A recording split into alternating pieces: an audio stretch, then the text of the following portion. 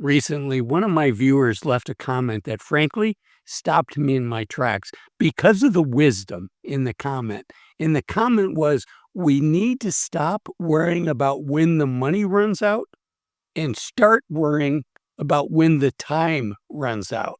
So I was a financial advisor for over 20 years. I'm retired now.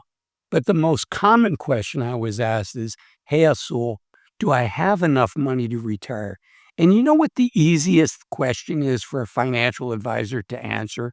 That's the question.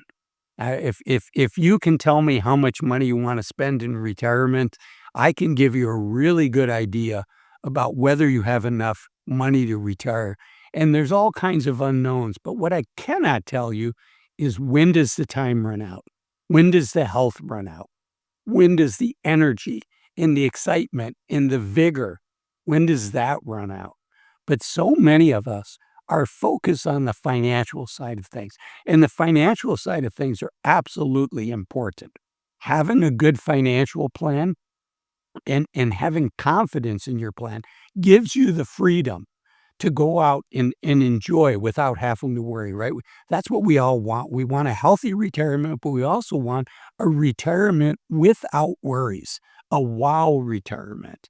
And to get a wow retirement, I think we need to have some clarity. Now, I say clarity, I don't say certainty, because we can get clarity, but there's so many unknowns when it comes to the financial side of things, right? What's inflation going to be over the next 20 years? I don't know. I hope it's close to 2.5%. How is the stock market going to do? I don't know. I hope it does 8 or 9% on average over that period of time. There's good reasons to think that there's a good chance for that to happen, maybe closer to 7 than 9%, but somewhere in that range. But and I should say, I don't even know what tax rates are going to be, nor does anybody else. In 8 months from now, as I record this, it's springtime in 2025. What are tax rates going to be in 2026? Well, right now, the Senate and Congress are debating this. Do the Trump tax cuts from 2017, I believe, do those get extended or not? And that's going to have a big impact. But what we can do is get clarity. And now we have a roadmap. And just because you have a roadmap doesn't mean you don't occasionally get sent off on a detour, but it gives us a basis to get back. So the question, do I have enough money to retire? Most financial advisors, particularly financial advisors that are fiduciaries to you 100% of the time, can answer that. And related to this, I know many of you are never going to hire a financial advisor. Financial advisors, fiduciaries, tend to charge 1% a year, and that is not inexpensive. I think it's a good investment, mea culpa. That's what I did for a living for 20 years.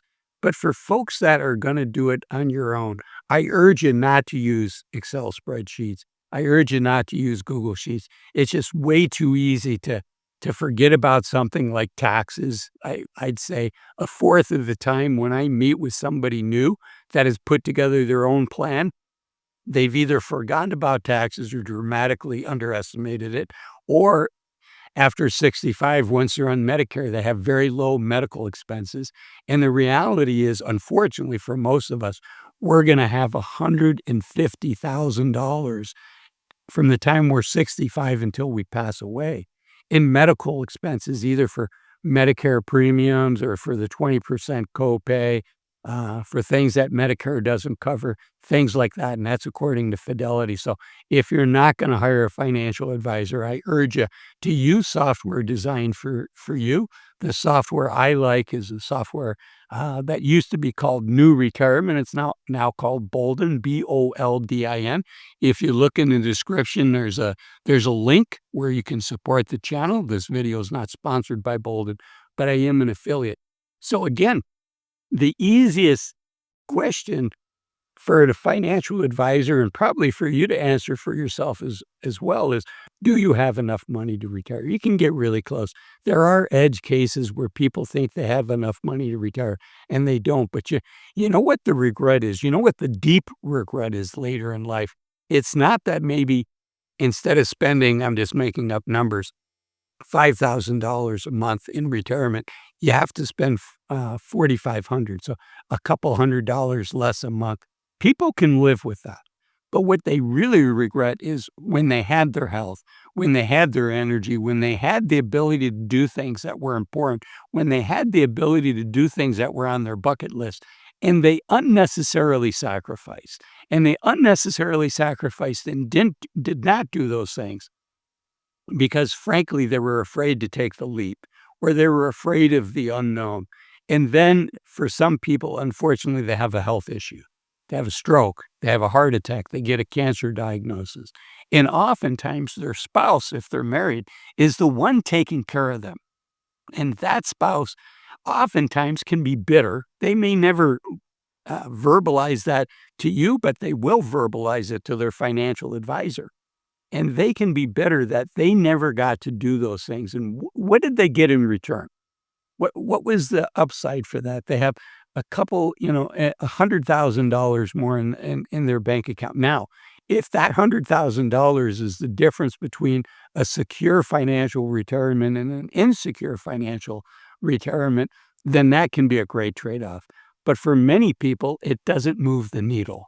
They were already financially secure. So, once you've reached that goal, now think about, what's the purpose for that money? What are you hoping to what are you hoping to do? What does your 80-year-old self hope that the 60-year-old version of you, the 55-year-old version, the 50-year-old version, what is the 80-year-old version of yourself cheering for your 55-year-old self to have the courage to do? I think back, it's such a big transition. I retired myself less than a year ago. It's such a big transition into the unknown. And part of it is people are like, your identity, your purpose in life, probably at least 50% of your waking hours are spent at work. And what does life look like without that? And you've had this life for 20, 30, 40 years. What does it look like without that? And I compare it to when a young adult leaves home for the first time to go to trade school or to move out on their own or to go to college. There's that big unknown. I'm reminded of when my oldest daughter left for college, and everything she owned was in 2 suitcases that she was carrying out the door, leaving for this unknown world. And you know what? It was scary for her. But she had the courage to walk out that front door, to get in the car, to go on the plane. Fortunately, my wife and I were able to join her on that trip, but she had the courage to make that transition. And imagine what her life would be like if she didn't have the courage and the regret she would have. Why didn't I leave when I had that opportunity? And I want to encourage you to think about that for yourself. Why didn't you retire when you had the opportunity? Why didn't you start a new chapter of your life once you became financially independent? And I want you to have no regrets. I want you to squeeze all the juice out of life. And I want you to leave it all on the dirt.